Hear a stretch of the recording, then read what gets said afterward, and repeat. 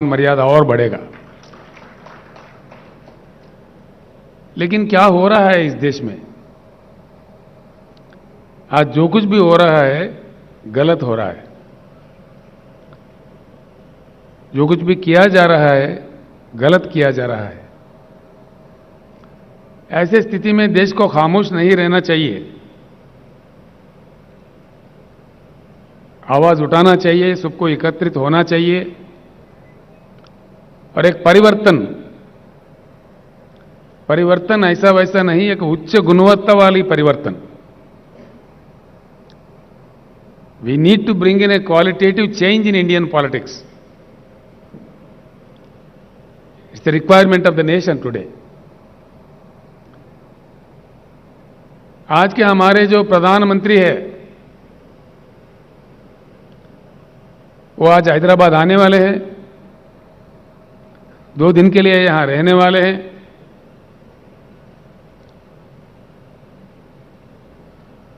गला फाड़ फाड़ के हमारे खिलाफ बोलने वाले हैं। कोई बात नहीं, लोकतंत्र है, जो जिसके समझ में आए बोले, जो जिसको कहना है कहे। यही हमारा लोकतंत्र का मान्यता है। हम इतना ही कहना चाहेंगे, माननीय प्रधानमंत्री जी, जिस प्रकार से आप विपक्षी दलों के नेताओं पे गला फाड़ फाड़ के गलत आरोप लगाते हैं, उसी प्रकार से जो संबोधित करने वाले हैदराबाद सभा को, उसमें हमारे प्रश्नों का उत्तर दीजिए। ये मांग आज आपसे देश कर रहा है। प्रधानमंत्री जी, जब आप पहली बार चुने गए थे, जनता के साथ कई आश्वासन दिए थे, कई प्रॉमिसेस किए थे। एक भी, कम से कम एक भी आपका किया हुआ वादा पूरा हुआ क्या?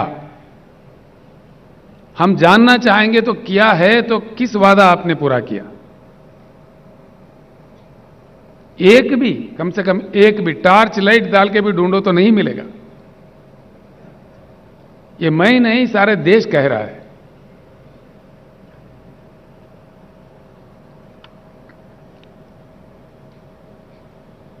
आप समझते हैं आपसे बड़ा बुद्धिशाली कोई है ही नहीं। ठीक बात है। किसानों के बारे में, जो हमारे देश का बहुत बड़ा हिस्सा है, देश के अन्नदाता है, आपने कह दिया कि किसान का इनकम डबल करेंगे। डबल तो हुआ ही नहीं, खर्चा डबल हुआ जरूर।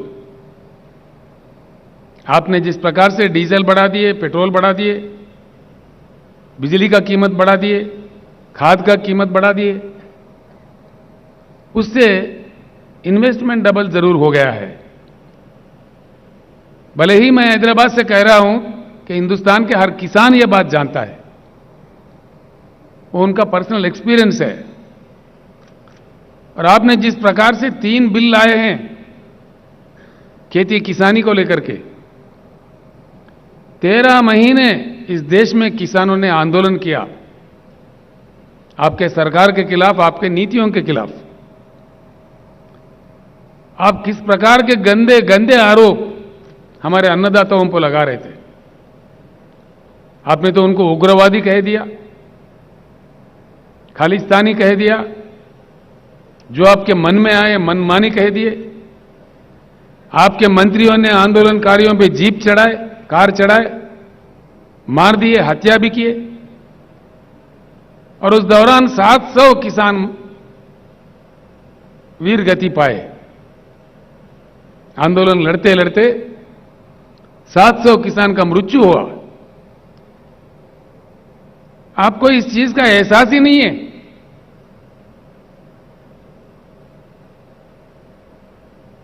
कोई दया नहीं है। क्या ये सच नहीं कि 700 किसान मारे गए? यहां से मैंने ऐलान किया था, यशवंत जी,